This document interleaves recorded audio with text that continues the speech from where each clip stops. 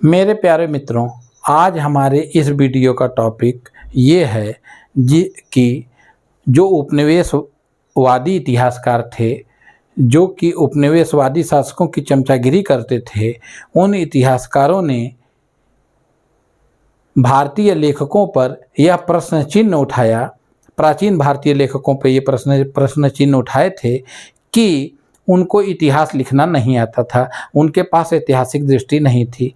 आज हम इस वीडियो में यह बात सिद्ध कर देंगे कि भारतीयों को इतिहास लिखने भी आता था, उनके पास ऐतिहासिक दृष्टि भी थी और इसके लिए हमें सर्वप्रथम दुनिया के सबसे प्राचीन ग्रंथों में से एक वेदों के पास जाना पड़ेगा। और वेद 4 हैं, ऋग्वेद, यजुर्वेद, सामवेद, अथर्ववेद, जिसमें जो चौथा वेद है अथर्ववेद,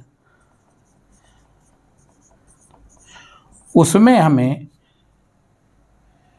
जानकारी मिलती है इतिहास शब्द की। और हमारे महाकाव्य रामायण और महाभारत हैं, जिसमें महाभारत के अंतर्गत हमें इतिहास की परिभाषा मिलती है और उस परिभाषा में कहा गया है कि इतिहास एक ऐसी रुचिकर कथा है जिससे धर्म, अर्थ, काम, मोक्ष के विषय में शिक्षा प्राप्त की जा सकती है। महाभारत में इतिहास की परिभाषा देते हुए कहा गया है कि इतिहास एक ऐसी रुचिकर कथा है जिससे धर्म, अर्थ, काम, मोक्ष के विषय में शिक्षा प्राप्त होती है। इसके बाद पुराण आते हैं, जिनको नारद मुनि प्राचीन विद्वान थे। नारद मुनि ने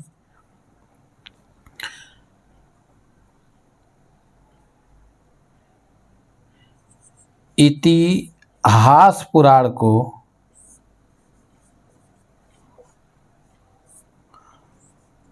पंचम वेद कहा।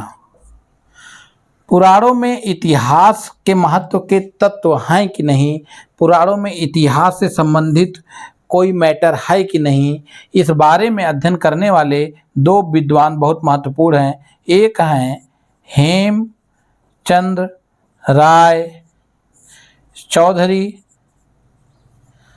और दूसरे हैं पारजीटर। इन्होंने इस बात को खोज निकाला कि भारतीय पुराणों में भारतीय इतिहास के विषय में कई महत्वपूर्ण जानकारियां निहित हैं, जिनके माध्यम से प्राचीन भारतीय इतिहास का ज्ञान प्राप्त किया जा सकता है। पुराणों में 5 सब्जेक्ट पर या 5 विषय पर चर्चा की गई है। वो है सर्ग, प्रतिसर्ग, सृष्टि, विनाश, मनवंतर, महायुग और वंश और वंशानुचरित। मतलब इसमें सबसे महत्वपूर्ण हिस्सा वंशानुचरित्र है, क्योंकि इसमें प्राचीन राजकुलों के वंशावलियों का वर्णन मिलता है। इन्हीं पुराणों में ही हमें राजा परीक्षित का उल्लेख मिलता है, जो कि अभिमन्यु के पुत्र थे और इनके पुत्र हुए जन्मेजय, जिन्होंने नागों के विनाश के लिए यज्ञ किया था। जन्मेजय ने नागों के विनाश के लिए यज्ञ इसलिए किया था क्योंकि इनके पिता परीक्षित की मृत्यु एक नाग के काटने से बताई गई है, और जिस नाग का नाम तक्षक नाग बताया गया है। इसके बाद हम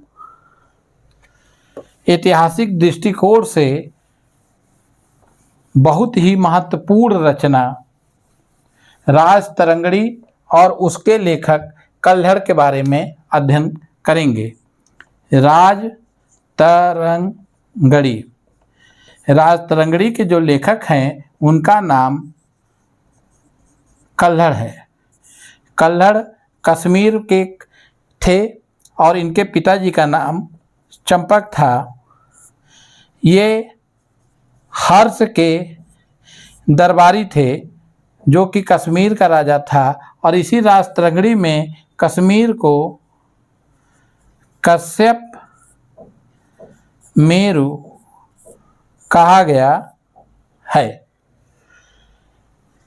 ये तो तथ्य हैं, लेकिन कल्हड़ की राजतरंगड़ी में कल्हड़ कहते हैं वही गुणवान कवि प्रशंसा का पात्र है जो राग द्वेष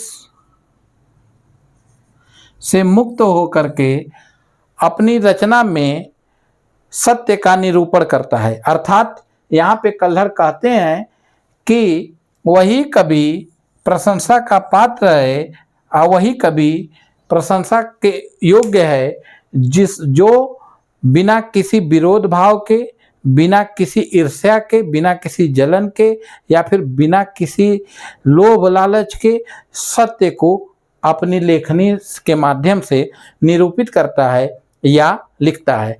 ये बात कह करके कवि कल्हड़ आधुनिक अर्थों में भी इतिहास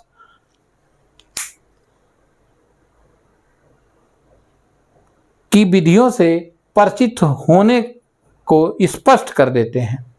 कल्हड़ इस माध्यम से यह स्पष्ट कर देते हैं कि भारतीय इतिहास लेखन की आधुनिकतम विधियों से परिचित थे, क्योंकि वो राग द्वेष से मुक्त होकर के सत्य का निरूपण करने से परिचित थे। इससे हमें जिस प्रश्न का हम उत्तर तलाश रहे थे वह पूर्ण रूप से मिल गया। इसी के साथ नमस्कार, धन्यवाद।